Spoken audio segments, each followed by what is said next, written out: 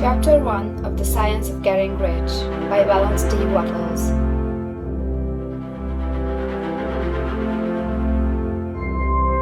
Chapter 1 The Right to be Rich. Whatever may be said in praise of poverty, the fact remains that it is not possible to live a really complete or successful life unless one is rich. No man can rise to his greatest possible height in talent or soul development unless he has plenty of money. For to unfold the soul and to develop talent, he must have many things to use, and he cannot have these things unless he has money to buy them with. A man develops in mind, soul, and body by making use of things, and society is so organized that man must have money in order to become the possessor of things. Therefore, the basis of all advancement for man must be the science of getting rich. The object of all life is development, and everything that lives has an inalienable right to all the development it is capable of attaining. Man's right to life means his right to have the free and unrestricted use of all the things which may be necessary to his fullest mental, spiritual, and physical unfoldment, or, in other words, his right to be rich. In this book, I shall not speak of riches in a figurative way. To be really rich does not mean to be satisfied or contented with a little. No man ought to be satisfied with a little if he is capable of using and enjoying more. The purpose of nature is the advancement and unfoldment of life, and every man should have all that can contribute to the power, elegance, beauty, and richness of life. To be content with less is sinful. The man who owns all he wants for the living of all the life he is capable of living is rich, and no man who has not plenty of money can have all he wants. Life has advanced so far and become so complex that even the most ordinary man or woman requires a great amount of wealth in order to live in a manner that even approaches completeness. Every person naturally wants to become all that they are capable of becoming. This desire to realize innate possibilities is inherent in human nature. We cannot help wanting to be all that we can be. Success in life is becoming what you want to be.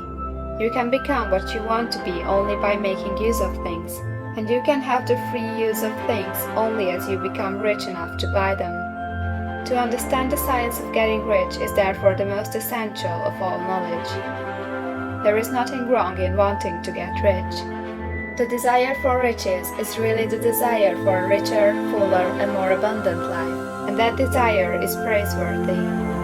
The man who does not desire to live more abundantly is abnormal. And so the man who does not desire to have money enough to buy all he wants is abnormal. There are three motives for which we live. We live for the body, we live for the mind, we live for the soul.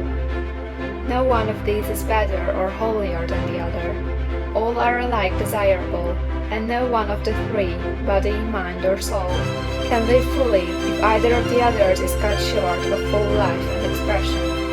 It is not right or noble to live only for the soul and deny mind or body, and it is wrong to live for the intellect and deny body or soul.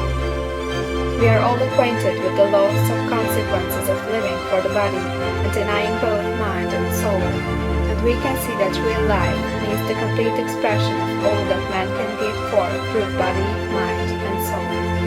Whatever he can say, no man can be really happy or satisfied unless his body is living fully in every function, and unless the same is true for his mind and his soul. Wherever there is unexpressed possibility, or function not performed, there is unsatisfied desire. Desire is possibility seeking expression, or function seeking performance.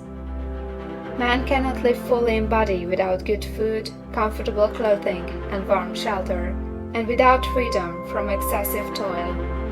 Rest and recreation are also necessary for his physical life.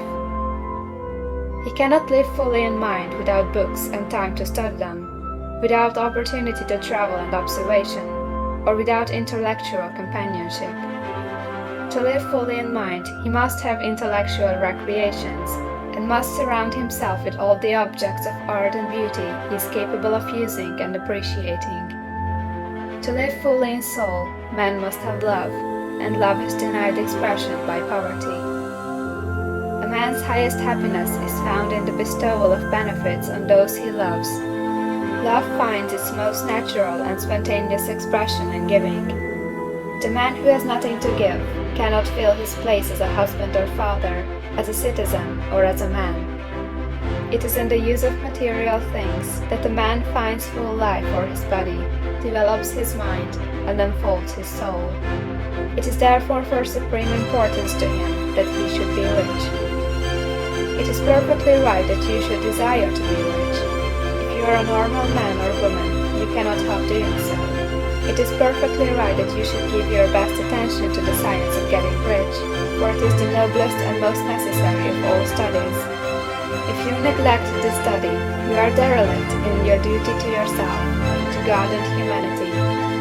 For you can render to God and humanity no greater service than to make the most of yourself. End of chapter 1.